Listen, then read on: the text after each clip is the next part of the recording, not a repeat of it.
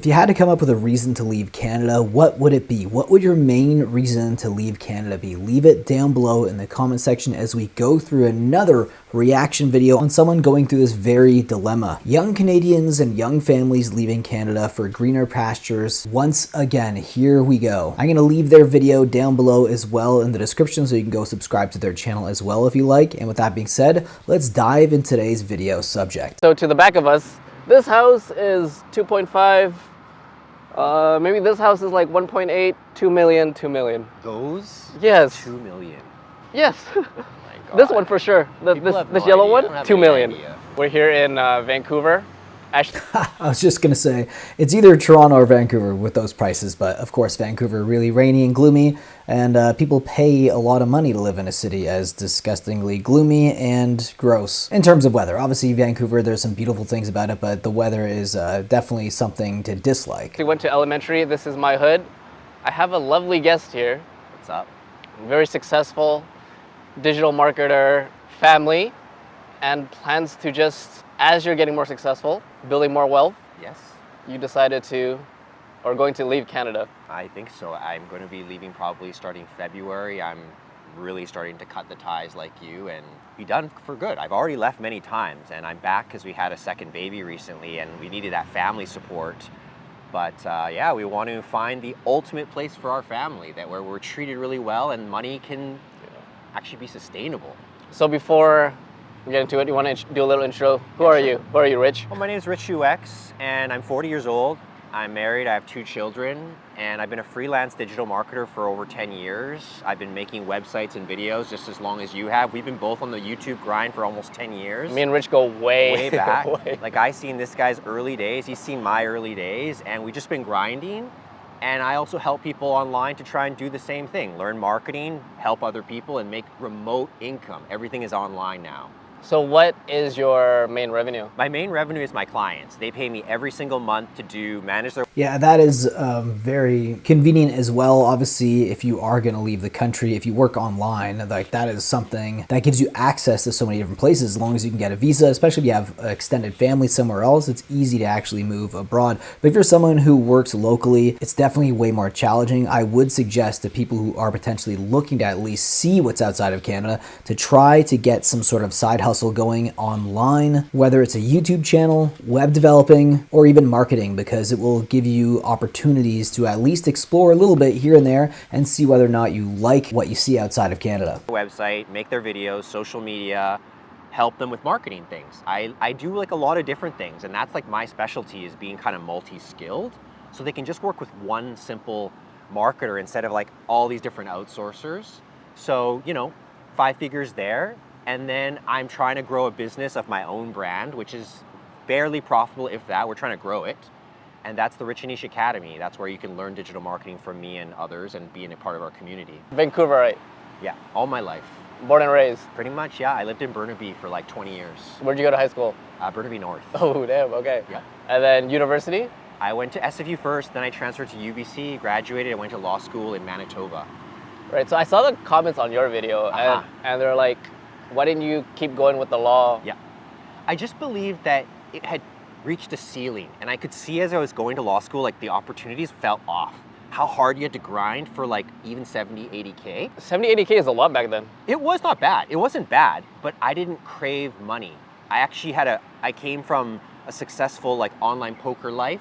Yeah, 70, 80K now as a lawyer is brutal. Like obviously lawyers make a lot more than that, but can you imagine making those wages as a lawyer in Canada with how expensive everything is? I made a lot of money in that world. I was desensitized to just money because I wanted freedom. I said, oh, the internet is a pathway to money. So I just wanted freedom all the time. I wasn't thinking about the biggest check. But what made you have that mindset? Because like you go to high school here, most people get like a minimum wage job. They kind of just get a 9 to 5. Ultimately, I'm really lazy at the heart of it. I don't want to work that hard. And that's really where it starts. And then you learn that's not really the best way. You do have to work hard, but if you work hard for yourself, it kind of feels better. It doesn't feel always like work for me. I feel dreadful commuting and watching the clock for 8 hours. It doesn't feel good. So did you ever have a 9 to 5? Oh yeah, lots. From age 16 to age 32, I had a lot of jobs. I worked at the casino, I dealt blackjack 10 hours a day. I worked in media, I worked in film and production. But you have a corporate job though? My last jobs in the legal world were very corporate, yes. Like that feeling of you're in a firm, you're with very serious people. And that was like when you were Wearing a beginning shirt. like articling and all that? Essentially because I moved to Hong Kong and I started my kind of nomadic journey, I never came back to Canada and eventually did the bar. I had already discovered I don't need to do this. There's another path for me. And I basically just said, you know what? Now, that is another country that is very expensive, by the way, Hong Kong. So if you are looking to move outside of Canada for a place that's cheaper, I don't know if Hong Kong would be the place, but I'm curious to see where they're actually moving to. I will survive this. And that was about, how do I live cheaper now? If I want to do this, I need a strategy to survive. And back then you were, how were you making money? I lived in debt for a very long time and continue to still have student debt that I pay off today. Can you share with the audience like law school? 80,000. So then you started doing your agency. I was taking odd freelancing. jobs from day one. I've been doing odd jobs since I was 16 years old. I've always known how to use computers. I was a photographer a long time, then a videographer, then a marketer, social media marketer. And basically any client I could find, I'll do your website, I'll make your video, you know? And I cracked enough projects that I'm like, I can do this. I just have to put a string of income together. And that's why I was like, oh, I'm gonna move to Bali. It's a third of the cost of living and I can do it remotely. And that's kind of where I figured out a lot of stuff. So before we get into Yeah, and that's another thing you can utilize if you have any skill sets in terms of video production. You could be an online editor and you could edit remotely as well using a Google Drive to store your clients' footage, and then you can edit them and go back and forth, and that's a way to also make revenue. So something to consider as well if you're watching this video and you are someone who's into video production. remote life, let's talk more about Vancouver. Yeah. Growing up here, you see that when you're 14, 15, you get like your first job is like a fast food chain. Yeah. I picked up golf balls at the driving range. But now, something that I noticed when I was watching his video about like, you look at all the minimum wage jobs, they're not Canadians. Of course not. Not at all. There are like immigrants. Yeah, and I think that. And then tells I'm a like, secret. where are all the 14, I know. 15? I don't know. Well, that's what's weird. There must be on the internet something like we don't really know. It's a lot private. Because I remember something, it was like everyone was trying to get a job. McDonald's. Yes. 100%. That was the key job, and people even said, "Oh, that's a good idea because you're going to be a skilled worker." Now you don't. Now it's not. But I remember back then I was making like $9, $8 bucks an hour. $8.50 was okay. You didn't think it was the dumbest idea in the world back So then. fast forward to all the people out there. Minimum wage in Vancouver What is it? 20? 17, 16? It keeps going up. Yeah. And let's say, do you remember how much you were making throughout your minimum wage jobs Oh, or never just a gig lot. work? Like the idea of cracking 50K was a big deal. Like anything at 60K and up when I was younger seemed like you were way above average. 25 to 30 seemed like what average people could bring home and get a house and go out and have a Christmas and go on a vacation and have a car every 10 years or whatever. Like all that's impossible right now. Like you can't even have a great Christmas anymore. You really have to Yeah, there's no way that's happening now in Canada. think hard about it. What are my kids gonna have, and should we get a big tree or not? Like, do we do this stuff anymore? So Weird. before you had your kids, you were living out in you living out a one bedroom or Oh, studio. Always studios. It was a studio. Yeah, always studios. Pretty much one bedroom. Yeah, sometimes one bedrooms, but a lot of times studios. And what was the average of that? I remember 1,500, 1,700, 1,800, and that's when I started leaving. So I was like, wait a second, I can get 500 somewhere, 400 somewhere. Yes. Like, I just have to maybe sacrifice some certain things, Yeah. and that's where you have to have the open mind. Yeah. Because like the averages now, if you look, you're looking at like 16, 17 for a basement suite. I know. Yeah. Like one of these, Yeah. these Yeah. in the basement. It doesn't make sense to be by yourself anymore. I think I heard you say that. Yeah. It doesn't really work well. You can't. So for example, buying a home, if that is in your viewpoint, Yeah. one of these you need like a 200K like. Yeah, it feels like if you want to be able to afford any sort of apartments in Vancouver or Toronto, you pretty much have to be in a couple, and they also have to work, because there's no way if you're just someone with a regular job, you're going to be able to afford like a one bedroom by yourself if it's just a regular job in a place like Vancouver. Yeah. Average like net income Yeah. Pretty much. to get approval for a mortgage. Right. And it's gonna be harder right now than ever because of the interest rates. And I got a comment on one of the videos, and they're like, "You make 92K and you couldn't survive." I was talking about like Not surprised. a future, right? About like, Right. plus being in Canada, a lot of taxes. the craziest more, amount. because I thought like, I was so grinding in my 20s, like I want to get that 6 figures. Then you hit that 6 figures, I'm like, wait, it's not really 6 figures. I was at a good age for the Olympics in 2010. It really shifted things. And that really started a trickled effect of more people showing interest here, more investing. There's so much outside investment. There's so much outside influence on Canada right now. Talking about that, even my tattoo artist in Vietnam knew about foreign investments going into Richmond, because that went like global in terms of news. Yeah. We got a lot of loopholes in Canada. Overall enrollment in university now is on a slight decline. Oh, it's gotta be.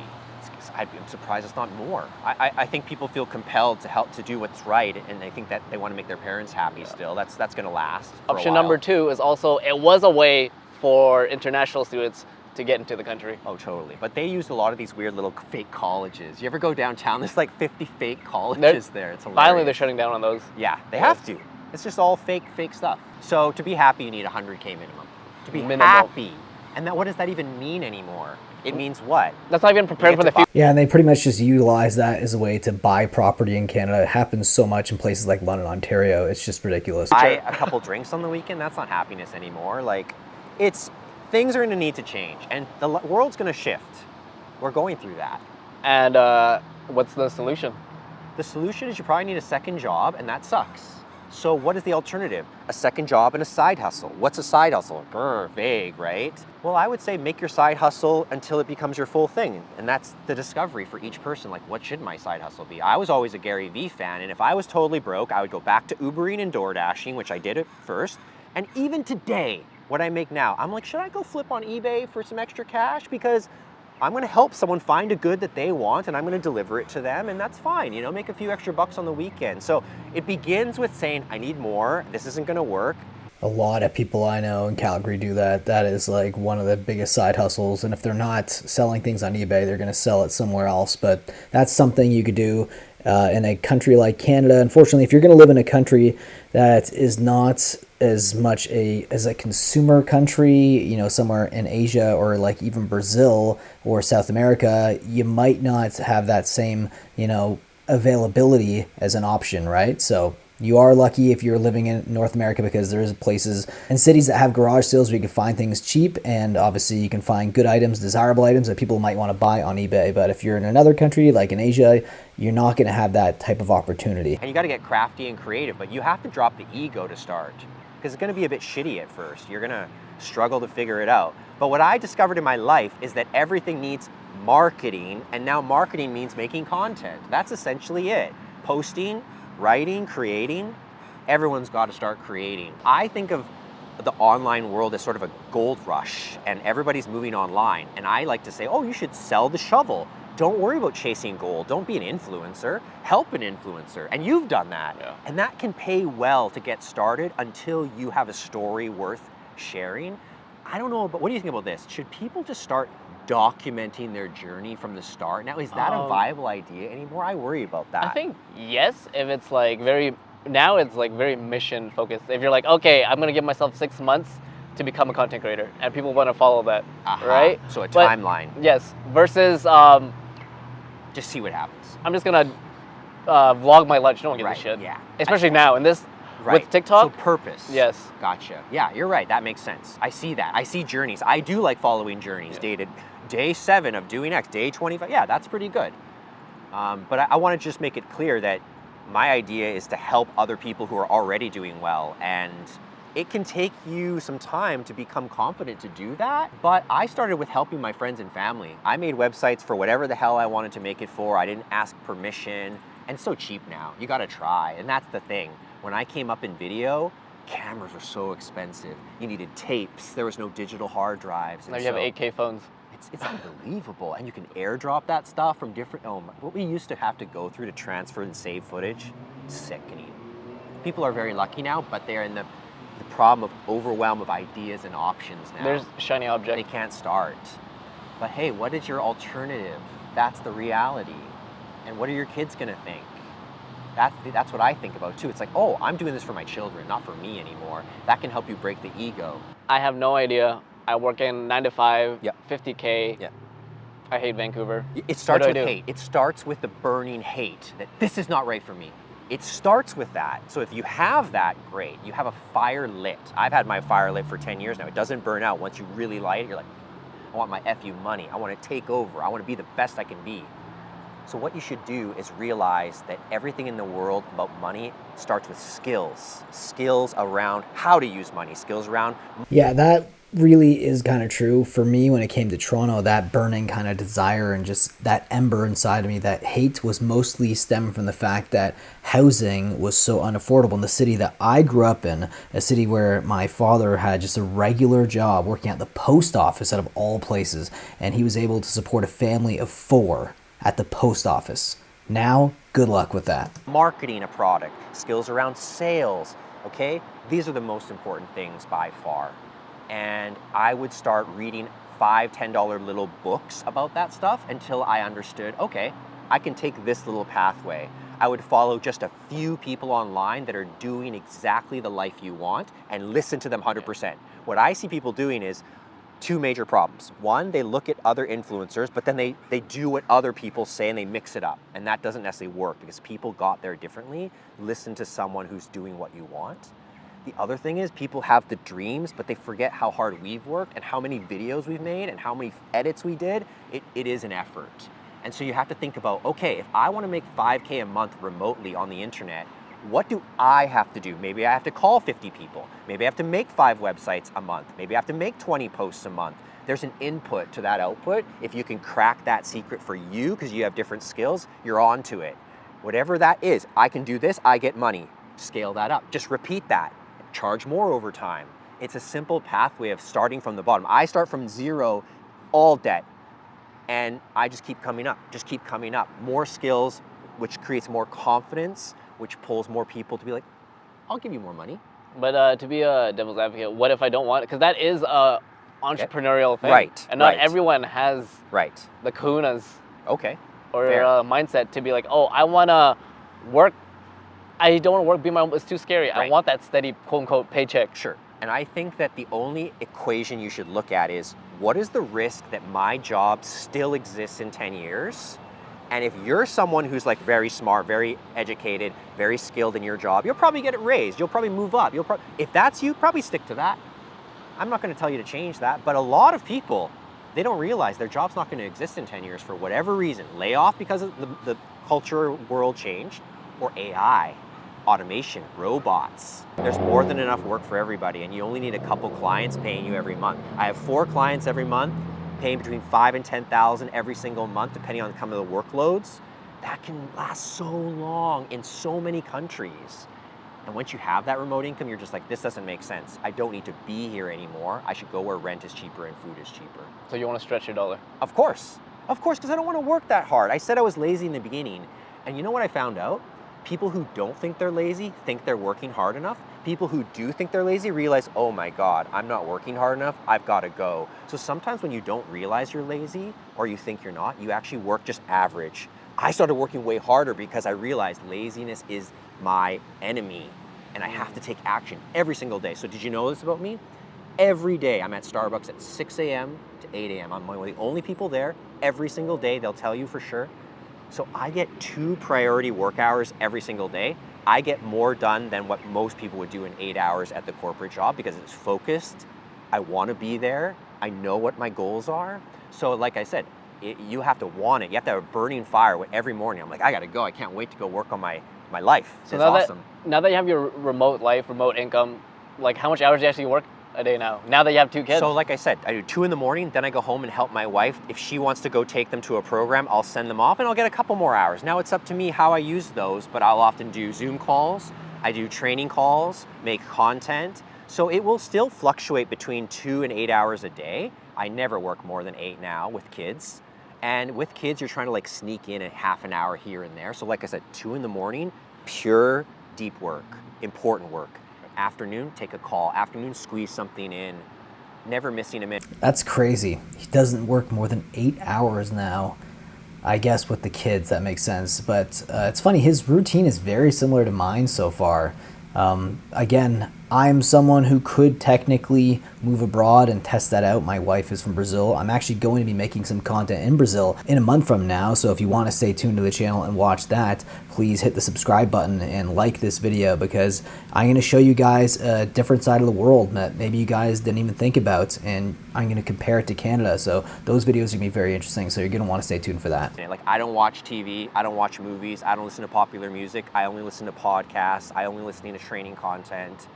This is the way you have to be. Like you said, there is a risk to being an entrepreneur, so we have to live differently to stay with our craft. Do you have a resource for people to For sure. I mean, if they hear this, I'm like, Rich, you're talking most people directly to me. binge my channel after they learn about this, because I'm one of the foremost leaders in teaching people how do you help other people with digital marketing. Not just how do you grow your business, but what's the act of helping someone else. And so watch my channel, 100+ videos. You can read my new book called One Person Marketing Agency. I wrote my story of how I got my first 5 clients. And then at the back of the book, it tells you the steps. That's where I would start. I don't want to sell anything major. I mean, we have a private community, but I don't think your audience is ready for that. I think the fire comes first. Who am I going to be in this life? Where do I want to go? What skills make sense for me? If you want to learn marketing, look into me. You'll figure it out. We don't need to plug. We're here to just light the fire. That's the most important thing. Because I feel like now in this age, is like there's so many ways to make money. Oh, it's because maybe in Vietnam, there's people who just made it off crypto. Yep, for sure. Because what they need is so much less, and that even leads them to having a little extra money that they can maybe invest or take a little bit of a calculated risk with. That's the thing. If all your money goes to rent and food, you can't invest in the future. You can't save your money. What was the final tipping point where you immediately said, I will go, I will not hold back anymore? To Vietnam? Yeah.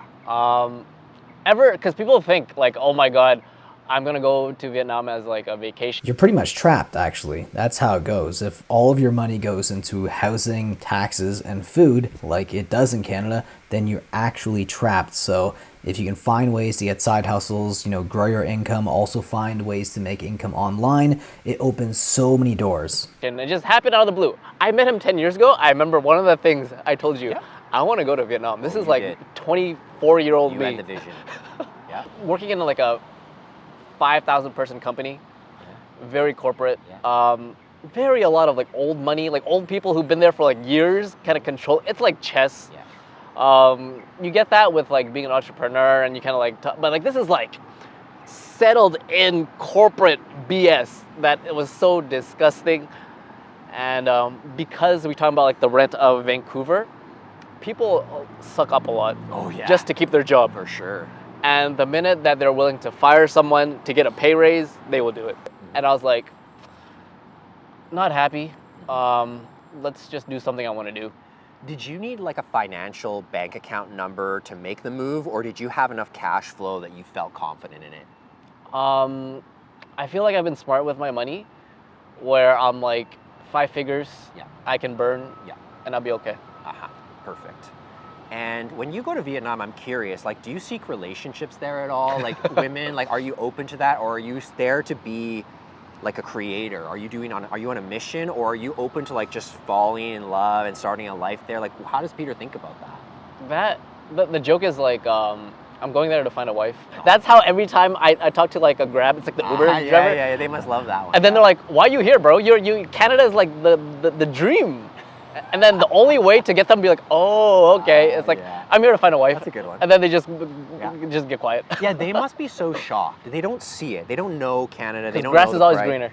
Of course, they've heard decades of, oh, Canada is a wonderful country. And in many respects it is, but there's an imbalance right now that's just driving us all insane. Okay, one more rapid fire before the rain really starts coming down. Is it Vietnam the end point, or is it just the beginning for other countries? I know you're from there, so like, do you feel like the allegiance there now that you found it? I think for now it's the home base, but I'm definitely not afraid to venture off to places like Thailand, Indonesia, Japan, because that is like the hub. It's so easy, so cheap. Yeah, that's one of the best things about this is immense fulfillment from seeing different cultures and saying, I have seen the world. And that's a powerful thing. And then you have more empathy for different people, and you can understand different problems. But you also then say, like, do I deserve the best place I can find? And so like people on my video are like, oh, you're gonna go to another place and you're gonna cause a challenge for there. And I say, you know what, I'm gonna bring a lot of money there and I'm gonna tip people well there because things are actually appropriately priced. We can be more generous with our money. We can support economies. So yeah, I think like the international vibe isn't for everyone. They haven't explored it enough to feel that sense. Because you're in that rat race. And right. The past 8 months, I talk about this, the past 8 months, I feel like I've grown because I lived abroad. Right. I've been here my whole life, but living away from mom and dad, paying your own stuff, living by yourself, completely different system. It forces you to grow. You gotta keep your eyes open. You gotta be living actively. You can't be droning every day doing that exact same thing. Yeah. Too many people are in the exact same pattern that includes Netflix, that includes pornography, that includes alcohol. They are in a complete pattern that every single week is the same thing, and I desperately do not want that. Some people like that, but for me, I'm like, no. I think eventually you wake up pretty sad. Yeah. You gotta live. Yeah, bro. You gotta live.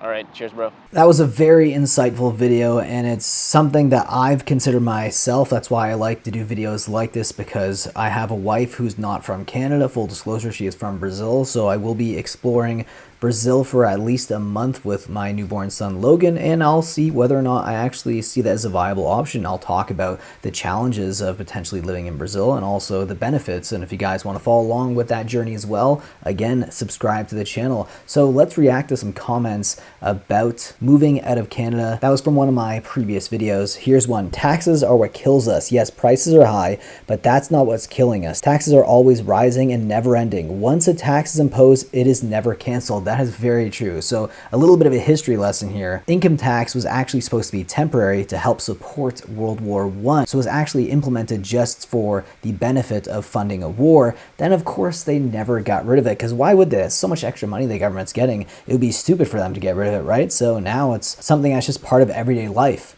Next comment here, why can't people grasp that massive money printing, adding debt into the system dilutes the value of dollars already in circulation? Goods and energy haven't changed in value. It just takes a lot more fiat currency to buy the same thing because it's next to worthless. And that is also very true. And think about how much money was printed during the pandemic. So this individual is not wrong at all. He's definitely onto something. With that being said, guys, I hope you learned something from today's video. Also, leave your thoughts about the video subject down below in the comment section. Also, go check out his channel as well. I'll leave it in the description. Okay, guys? I'll see you in the next one. Take care.